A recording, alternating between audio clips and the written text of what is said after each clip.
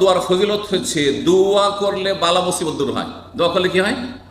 কত যে বালা মুসিবত আছে আর আসছে, হয়তো ভয় লাগছে, অথবা আসলে এখন বালা মুসিবতে আজ বিপদগ্রস্ত, আপনি দোয়া করেন রবের কাছে।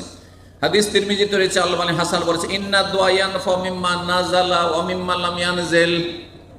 দোয়া মানুষের জন্য উপকারী, যে মালা মুসিবত অলরেডি নেমে গেছে আপনার জীবনে, অথবা যা আসতে যাচ্ছে আগামী দিনে হয়তো বালা মুসিবতের সম্মুখীন ঝুঁকি আছে, রিস্ক আছে, সেই ক্ষেত্রে উপকারী।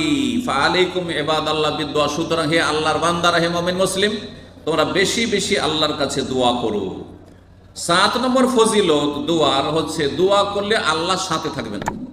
দোয়া করলে আল্লাহ আপনার সাথে আছেন। এই মর্মে হাদিস সহিহ মুসলিমে রয়েছে। হাদিসে কুদসি আল্লাহ বলছেন, আনা ইনদা জান্নি আবদি বি। আমার বান্দা আমার সম্পর্কে যেমন ধারণা রাখবে তেমন আমি করব।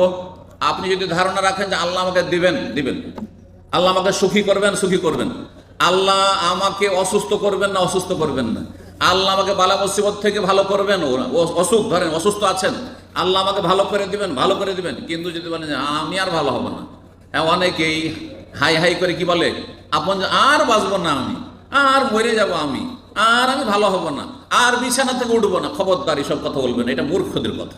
এই কথা যারা বলে তারা ভালো হয়নি।